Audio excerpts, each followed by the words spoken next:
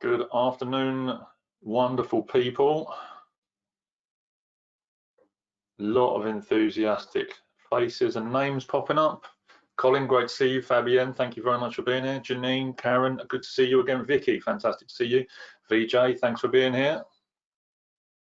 Just looking down the list as people arrive. I'm just going to give it a couple more seconds while people are arriving. Good afternoon, Darren.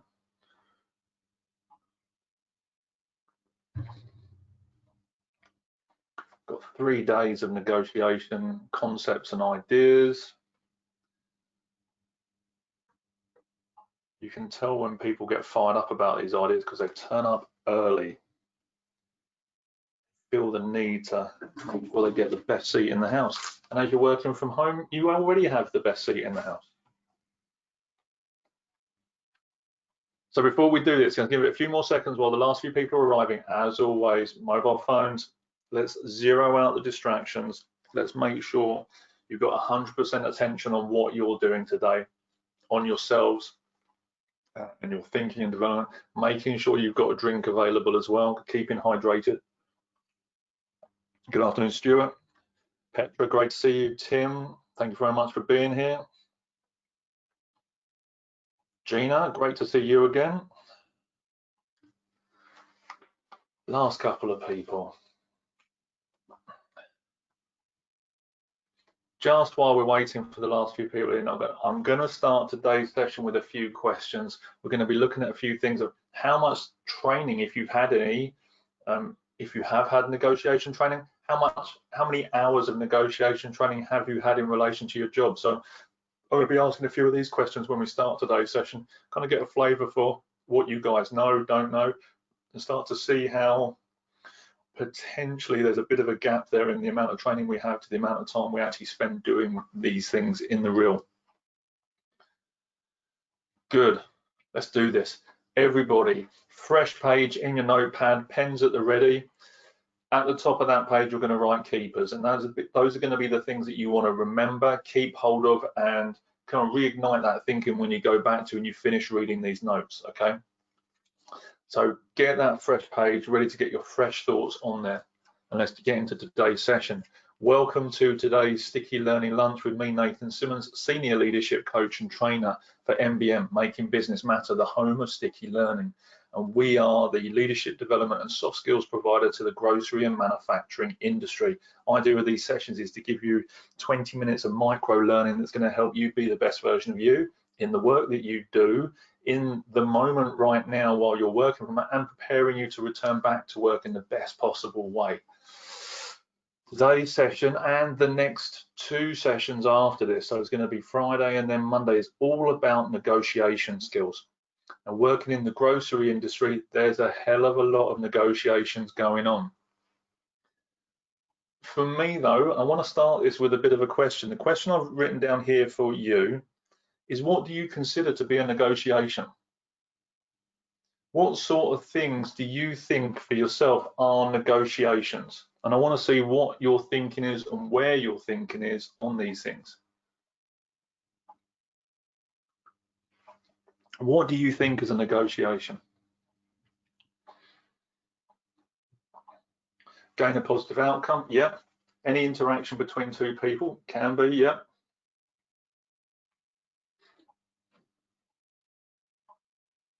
Bargaining, win-win, good, we're getting some good ideas. Always looking for the win-win situation if we can, Karen. Yeah, and we're bargaining.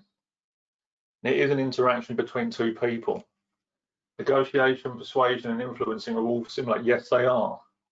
And there are elements that we switch onto those things at different points in the dynamic of the dialogue. Thank you, Colin, just reminding me, get on full screen. There we go. Reaching a compromise. In some cases, yes, Howard, it is about reaching a compromise. It's trying to work out what the best solution is for everybody at any given situation, at any given point in time. And sometimes there has to be that give and take. So what we're going to cover through the course of, he says, let me go back to that first question. We've already got some answers. My next question for all of you is, how many hours of training have you had in negotiation skills in relation to the amount of years that you've been doing that inside your job? Nil, zero. Every occasion that we need to use influence, yeah, absolutely. 0.005, that's very precise. 1%, not enough. Good. A lot of really brutally honest responses in here, and I'm glad you're all here to learn some of these concepts. And this is the problem. So then, is there any wonder why we find negotiations difficult? Is there any wonder why, when we think that we need to go and negotiate something, that we may not get what we want and we feel like we may be losing? Yes or no? Is this how some of us are feeling when we're thinking about that we have to go and negotiate something? Yes. Emotions get in the way, absolutely. We're going to talk about emotions today. Yes, absolutely. We feel underprepared, underqualified, and under stress to go and get those things done. We get stress put on us by our managers, our leaders, or whatever. If we're buying or selling a product or whatever, or negotiating on prices, and then we feel underprepared because we don't quite know what we need to do, and then we feel underqualified because we actually haven't had the training or the support to actually make that happen in the best possible way. So the moment that says someone says, oh, you need to go and negotiate, or you need to negotiate this, what sort of emotions come up for you? What sort of thoughts come up for you?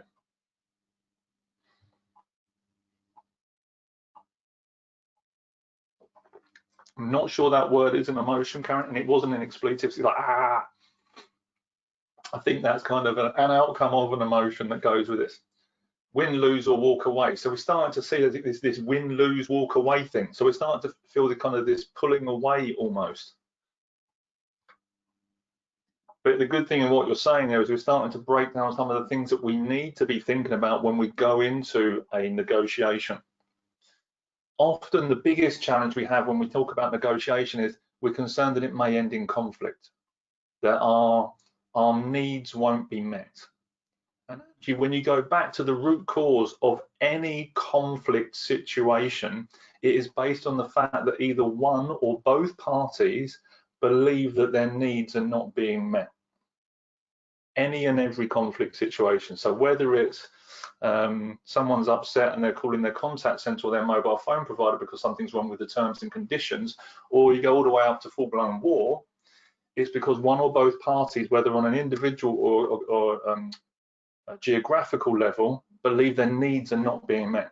So when we think about negotiation, we feel like we might have to compromise. We feel like maybe someone has to lose out, or that maybe we have to walk away.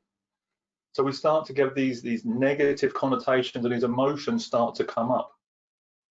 So they've got a comment coming through here. Depending on who it will be with, can be through a full spectrum of enthusiasm to fear. Absolutely.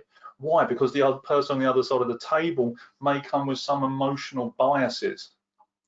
So when we look at things like The Apprentice, and these people say, yeah, I'm a cutthroat and I'm a shark and I'm this and that, and you think of people slamming their hands on the desks and all these sorts of things. That's not negotiation. That's just rude. When we look at the negotiation, one of the key things that breaks down any relationship or any dialogue is the emotion and mindset we have before we even get there.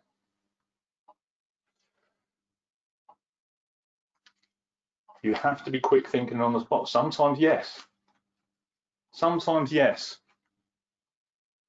So the idea of this session and the next two sessions, and I've got it written down here to make sure that I'm prepared, is to give you some of the core thinking and some of that preparation that's going to help you to think a bit clearer.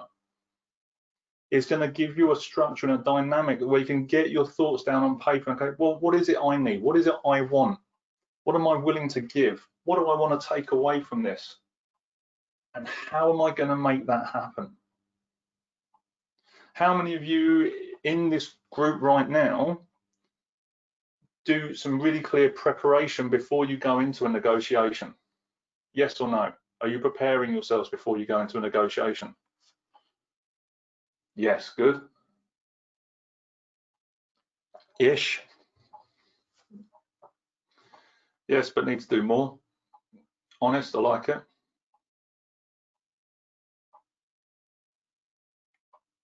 Yes, if I'm aware it's going to happen. Not enough. So we've got a mixture of responses. We need to do more. If I'm aware it's going to happen, not enough. And actually, like the negotiation idea we use is a framework, it's a way of thinking. And it gives you some structure so that even if you're not prepared, at least you can hang a couple of pegs in the right places while you're having the conversation and having to think on the spot. So what we use, and I'm going to share my screen with you, is partly what we're going to teach you over the next 2 days, primarily mindset today. Tomorrow is going to be more about the structures and how we get into that, is what we refer to as a square dance. This is a model concept that was built by Darren, the founder of MBM. And it's just thinking about the negotiation skills and techniques and the elements that need to be incorporated into the way we work and the way that we think when we're approaching this. Because we don't do enough preparation.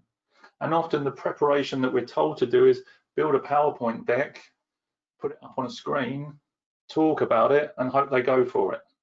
Does this sound true to some people that are negotiating on prices in certain things in business? Put it on a deck, put it in front of them, and get what you can. But actually, if we start to use a structure and build our communication, our conversation, okay, actually, what is it I wish to get? What is it actually I'll walk away? What are my walkaways? What are my gives and takes, my tradables? And what are the tools and tactics that I'm going to use to make that happen? So you can start thinking about the things that you've learned over however many years of business you've been doing this, and make sure you're putting those tools down on paper and thinking, right, okay, what questions am I going to ask? What approach? How am I going to use this? How am I going to do that? How's that going to benefit me inside these tradables? I hope this is useful from having a look at this.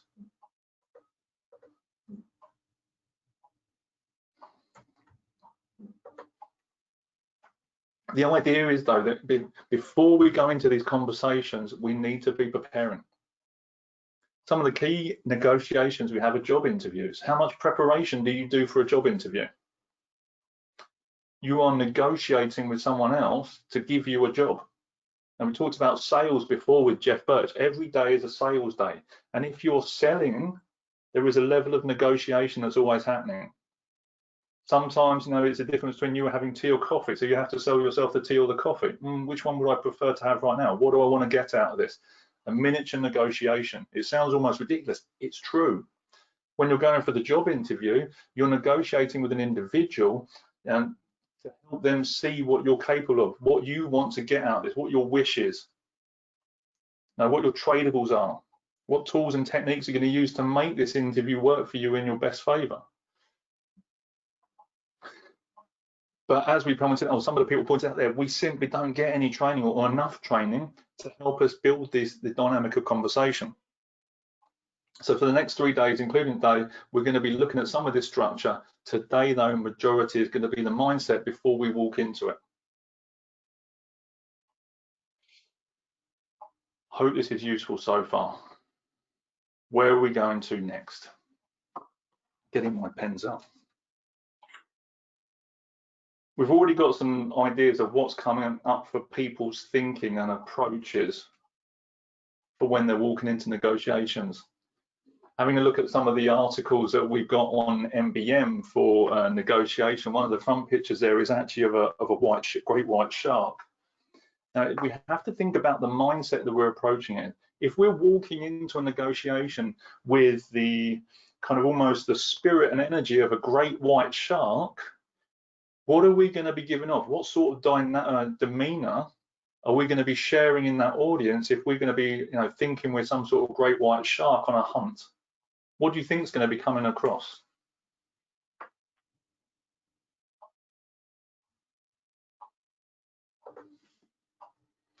Aggression, absolutely. And while I'm doing that, I'm just going to grab a link to one of the articles. I'm going to share it in the chat box.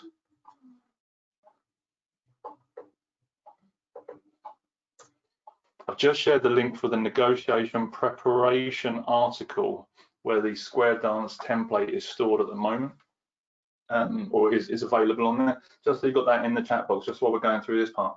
Now, aggression, scary, aggressive, mean, and what I want will take care. Exactly. And how do you think this comes across to the other person? we start to already undermine the conversation because of our emotions that we're walking into this. I've got to be like this, and I've got to assert this, and I've got to do that, and boom, the conversation shuts down. Absolutely, there's no openness. Thank you very much, Fabian. So we have to think about the energy that we're bringing. The first thing that we want to understand is positioning. Some of these concepts I may have told you about before. It's relevant again to negotiation, and it's necessary that we embed some of this thinking. The moment that you're in or you position yourself, whether it's quantum, Newtonian, astrophysics, it doesn't matter. The moment that you position yourself, you have to have something in opposition to you. You have to have something to push against. So the moment I'm positioning myself, it's like a broom resting up against a wall. Is already an opposing force which is stopping that thing from happening. So you're already creating a certain level of resistance. If I'm wrong, or sorry, if I'm in a complaint conversation, a complaint negotiation, and I believe I'm right, what does that make you? And I know what the response is going to be to this. Because I'm right, you're wrong, therefore the conversation or the tone of the conversation I take changes because I'm creating that opposition. The moment I position myself, I'm creating an opposing force, an opposition, which is going to work against me or push against me. So we have to start thinking about how we position ourselves in the conversation.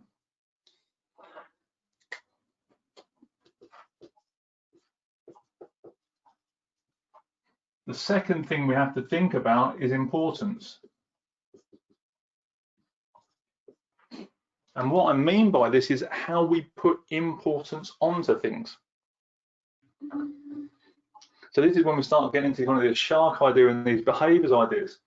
If I start to put more importance on something, I start to adjust my emotions and my feelings about it. If this sale, if this trade, something becomes really, really important to me, now what happens to my dollar?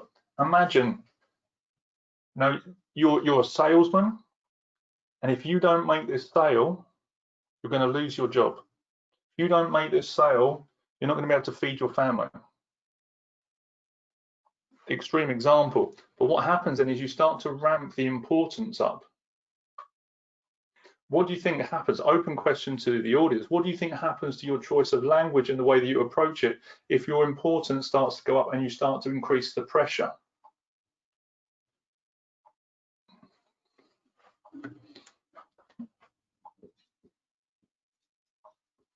What do you think happens to your conversation?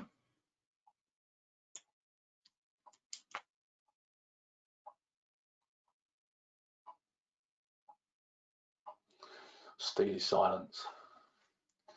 Two things happen.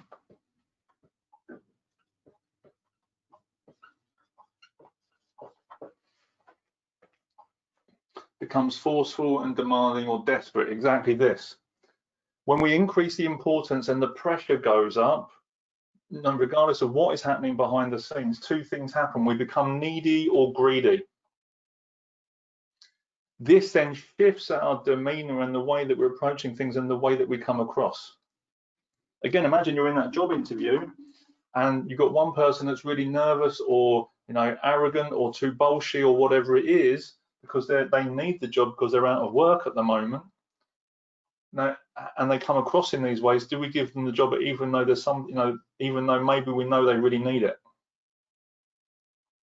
We don't, because it doesn't feel good. We start to damage the relationship. Comment coming in, there's a reflection on those two words. What's the top one? Needy. Sure, let's do that. That's a little bit better. I need to get some soft lighting in here. When we increase the importance, we add pressure. The pressure then turns into needy and greedy. So our language then changes, and the way that we approach it becomes either forceful, aggressive, or even kind of weak and simpering in that, in that sense. And because we just want people to be, just to like us and just to give us what we need, and we don't want to be a burden. We just want all of these things. Condescending come through, absolutely. So it's important we understand these things.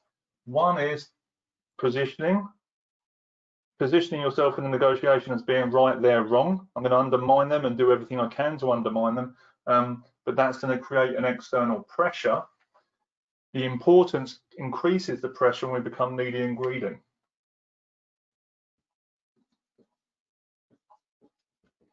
The third thing we need to be mindful of also when we're doing the negotiation piece, before we even get into the strategy and tactics, is our language. Language is hugely important when we're in negotiation. All negotiations start in the emotions, and that's, you know, it's whether you're, who here's got children, yes or no? Who here's got children under the age of, or still got children under the age of 7 or 8 years old? And who here is negotiating with their children just to get them to bed at the moment? Because I know I am. It's driving me nuts. Constantly, absolutely. But then you have to be mindful of your emotions, your position. I'm right, you're wrong. I'm 42, you're 7. It's really important you go to sleep because I've got things to be doing. I've got reruns of Breaking Bad to watch. So then suddenly become needy and greedy. But then because I'm needy and greedy, my language changes. You do this, I'm telling you, da da da da da da da. But what we can do is when we start to step out of this, if our language starts to shift, are we dropping into these places? Okay, how do I shift my language to make sure I can change my approach? If we're looking to be right and then wrong, we're going to damage the situation. One of the things that we can do is find value in what the other person is saying. Rather than constantly looking for the thing that where we can dismantle their argument or take their debate apart, we look for things to find value in. So we pay attention. One of the first things we need to be doing is listening. What is it you're hearing from them? Are you hearing that they're needy and greedy? Are you hearing that they're under pressure? Are you hearing that they're trying to make you feel like you're the wrong party, which is causing your emotions to escalate? So we start listening to what they're saying and we pick out the key points. And we find value in them. And in order to find value in them, we have to learn to appreciate things. Appreciation, I don't know the original word, comes from the Greek word to appraise. So it means like a jeweler, you can appraise how, you know, the quality of the gold, you can appraise and value the workmanship that's gone into the clasp that's holding the diamond and the cut of the diamond. And you can see how much that's worth. It doesn't necessarily mean that you like wearing jewelry. And what I mean by this is you're listening, you're picking up the key points, and you can say, I really appreciate how that must feel. I can appreciate what that looks like. I can appreciate your point of view. Doesn't mean I agree with you. I don't have to say that. I can appreciate it from where I am. I can find value in those things. This is what I hear.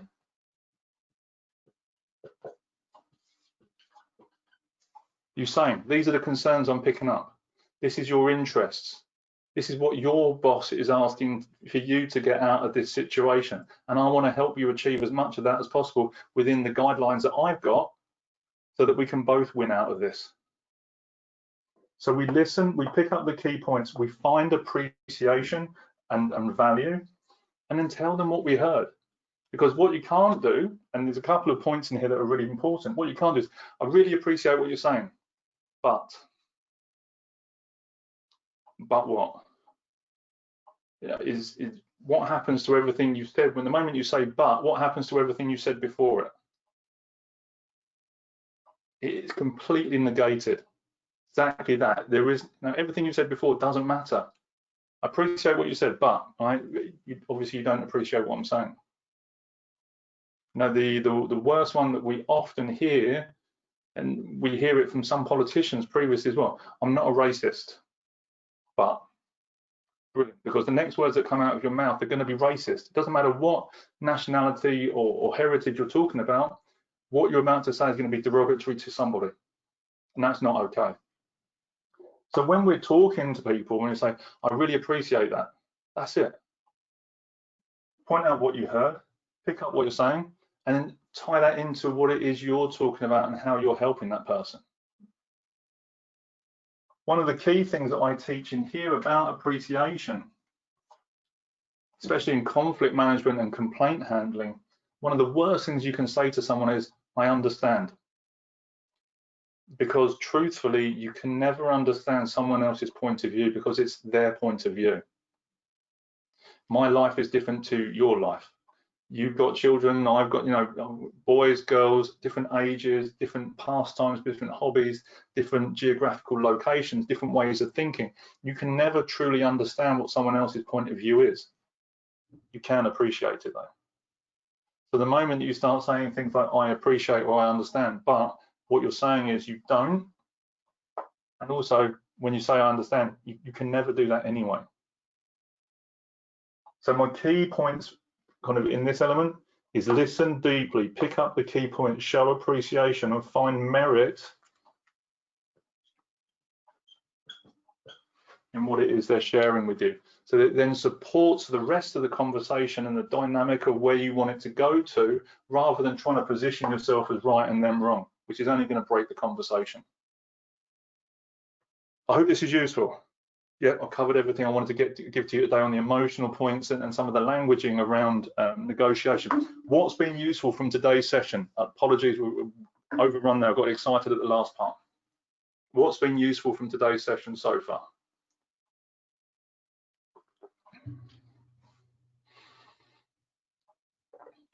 Just while that's coming up.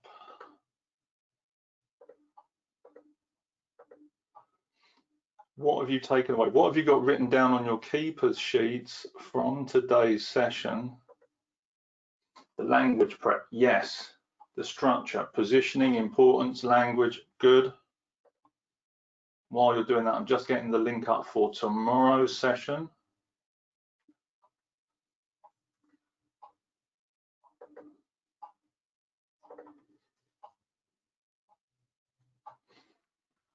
Glad to hear it's not just me who thinks it's emotional. Every negotiation is emotional, everyone. And Vicky, I don't know if you've got children, have children, chosen, whatever. Yeah, every negotiation, especially at bedtime, is emotional, crikey. What else have we got? How behaviour is important, absolutely. One of the key things I learned when speaking to someone about complaint management before is what you think of people is how you treat them. And at the same time, one of the key things that I also train off the back of that is what you think of yourself is what you'll achieve.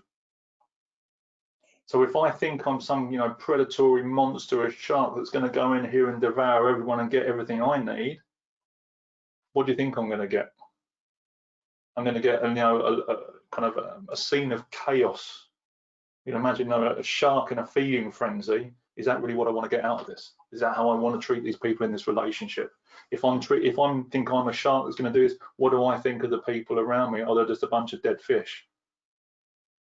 So that behavioural part, the way we focus, I think, is vital. Appreciate and understand. Also positioning and its impact. Absolutely. The idea of stepping back. Nice. Putting yourself in their shoes, i.e. emotions, where they're coming from, etc. Absolutely this. What they see is going to be different to you.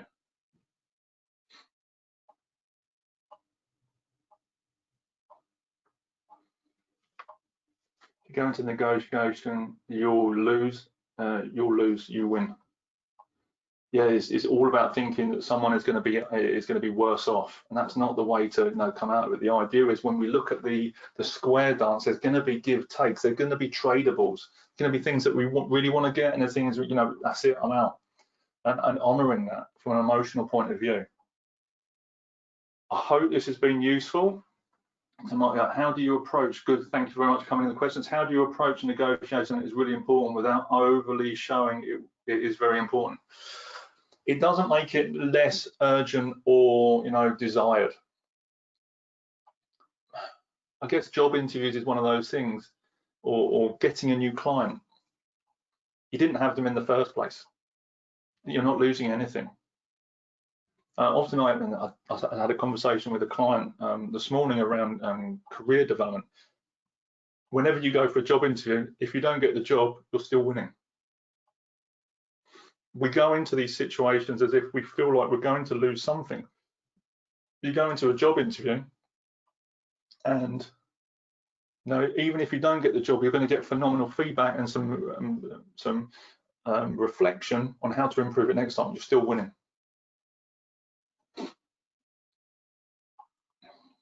It was absolutely. Darren's thrown a couple of comments in. He said, "Be confident, but not too needy." Absolutely. When we know, also when we're applying for that job or we're going for the sale, it's like we know what we're bringing. If that person doesn't want it from us, that relationship was never going to work anyway. We're not losing because we didn't have it. So if we go in there with a level of confidence and knowing that we're going to help give to this person, we're going to contribute, we're going to add value to them, we stop acting like a shark. We stop going in there to kill. I'm going in here to give. I'm going in here to contribute. And if this person doesn't want that, that's also okay, because that relationship would never would have worked in the first place. And you find still in certain business relationships where people have done that out of need and greed, and they've been exploited, and they never really felt good in the relationship. They never did their best work, and their mental health suffered horrendously from this. Has anyone experienced this from a kind of a job point of view or from a contract point of view? Working with the wrong people because you thought you needed it. No, from a place of need or greed, that relationship just never quite gels. You never, it's like the safety belt analogy. If it doesn't click, it doesn't work. Being aware of my state, I am under pressure to bring it in by tomorrow. Make sure I don't come across as absolutely. And the more you feel that pressure, the more the primordial reptilian parts of your brain start to kick in, and you just go into your 4 Fs: fight, flight, flock, or freeze. And in a negotiation, you cannot afford to be doing them. I mean, look how it ends for a zebra when they do any of those 4 things. When they're being hunted down by a pride of lions. It's not a great way to work in your negotiations. Thanks, Nathan. You can read my mind. It was about a job. You're welcome. It's one of my side skills. I don't like to talk about it too often, but if I can, I'm happy to do the mind reading as well. In sales, there is a pendulum effect that the more you push, the more they pull away. Exactly this. Kind of get into the whole Schrodinger's cat, kind of Eddie Izzard type stuff. It is like the pendulum. The more you swing it, the more energy it actually pushes to pull it away. And as that pendulum then swings back, it's going to come back with twice as much force, with that person asking for twice as much out of you. And if you're not careful, you're going to get smacked in the face with the pendulum. It's just, again, it's not a pretty look. Hope this is useful. Mindset: reduce the pressure, reduce the importance, be confident, pay attention to what the other people are looking for, find appreciation in it. What questions, I'm conscious of time, what questions have you got for me right now around negotiation, mindset, and where we're going? What questions have you got at this point in time? And when the cat analogy is, the more that you chase the cat, the less likely you are to catch it. Has anyone ever had that problem with a cat? You think you're doing the right thing and you want to go and get it in for the night so you can go to sleep, and you end up running around the garden in your slippers trying to grab the cat. It goes everywhere except where you want it to. And then the moment that you go inside and create something of interest, like maybe a treat or one of those chewy sticks, it then comes in a couple of minutes later, making it look like it's its own idea, rather than you actually having something of interest to it. To catch a butterfly, wait for it to land on you. Absolutely. What questions have you got for me around negotiation mindset today? And if you've got none, say none. I'm okay with that. And then we're going to get into some of the structures tomorrow to start building this conversation up for you. Any questions, yes or no?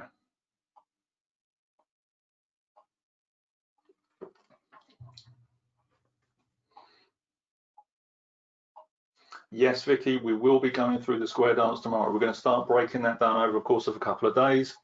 We'll look at the wishes and walks tomorrow and a little bit of the give and takes. Welcome, Vicky. Thank you, Stuart. I knew you were looking forward to this. Appreciate the feedback. I'm wondering about what to say. We've talked about what not to say in terms of I understand, etc. Some of that we're going to start to look at a little bit more. One is this is all going on in your head anyway. You know, this is I'm wrong, you're right. That's in your own head. You don't need to say it out loud, or some people may vocalize it. This importance part, again, is just in your head. What's in here, now the content of your head is going to dictate the content of your mouth. I think the Bible even says the content of your heart dictates the content of your mouth. So if we're making it needy and greedy up here, and we're thinking that I need to go in for the kill or do this, the words that we're going to use are going to change shape. So when we come out of this and put ourselves into a different space, we can then start to actually focus on what the other person is saying to us, and we can find appreciation. Or we can, show appreciation and find merit. So the first thing is getting your headspace in the right place, and then coming from that place, like going, then it comes back to that preparation piece again, how it is. It's like going for a job interview. People say, oh, I'm not very good at interviews. Yeah, it's because you only do maybe five of them in the whole of your life. Actually, if you did more job interviews, you'd have more practice and you'd be more confident because you'd have the right tools and preparation to make it work. And it's the same with this. If we have the right tools and the right preparation in place and we practice it, maybe with our sales director or our manager, actually we can go into that conversation a bit more confident and with a bit more wherewithal to actually get some stuff what we want and help other people get what they need as well at the same time and create the win-win. You're welcome, Howard. Absolute pleasure. Conscious of time. On a scale of 1 to 10, 1 being useless, 10 being phenomenal, how useful was today? Thank you very much. Crikey, good. Thank you. Tomorrow we're going to break down the structure. I have put the link in the chat box for tomorrow's session. You have the link in there for the negotiation preparation sheet. You have the link in there for tomorrow's session. If you have not already signed up for tomorrow's session, it is in the box now. Do that straight after this session. I am going to share one more link with you, he says, to help support you continuing to build this skill set before we get in. Oh, but really sadly, I can't attend tomorrow, I have to work. Absolutely, look, we will have the replay. Register for it, because then you will get a copy of the recording emailed to you. So when you have stopped working, you can watch it then. I've also shared the link in the chat box for the ultimate guide to negotiation. So you've got 3 really decent links in there. One for preparation sheet and the square dance understanding that I'm sharing with you today and tomorrow and Monday. You've got the link for tomorrow's session, and you've also got the ultimate guide there to negotiation as well. Some great content, some great value adds in there to support you in your negotiation skills. And finally, as always, virtual classrooms. Who in your teams, in your businesses, would benefit from a conversation or some additional training around negotiation skills? Who do you know in your teams that would benefit from negotiation skills, whether it's to get a pay rise, whether it's to help with a sales negotiation, whether it's preparation to help get your children to sleep at night? Who in your teams do you know would benefit from an additional training around negotiation skills? Because right now, we have the virtual classrooms. You can go onto our website, you can pick up and you can see the list, the full list of trainings we do there for our virtual, everyone. But I have to convince, yeah, absolutely. Everyone needs negotiation skills in some way, shape or form. And yes, you do have to convince your boss. That will be your first negotiation. So when you go back to work, your first action after this is to negotiate with your boss how you get me in to deliver more negotiation training for your business to help them improve their bottom line, increase the return on investment, and help them be better than they were yesterday. I hope this is an action you're going to carry forward. The link there is for the virtual classrooms. If you know I can help you with any of the skills there, or the MBM team can help with, click on the link, go and see what is available, what we offer, and how we can help you. Hope that's been useful. I hope you've had fun today. That's your first negotiation. That's a good comeback. You're very welcome. Everybody, look, have a wonderful rest of your day. I'm looking forward to spending the rest of the day with you, or the sessions tomorrow. Bear with me, just says as I'm wrapping up this session. Everybody have a lovely rest of your day. I look forward to seeing you tomorrow. Thanks for being here today, it's really appreciated, and I'll see you in the next couple of sessions. Thanks very much, bye.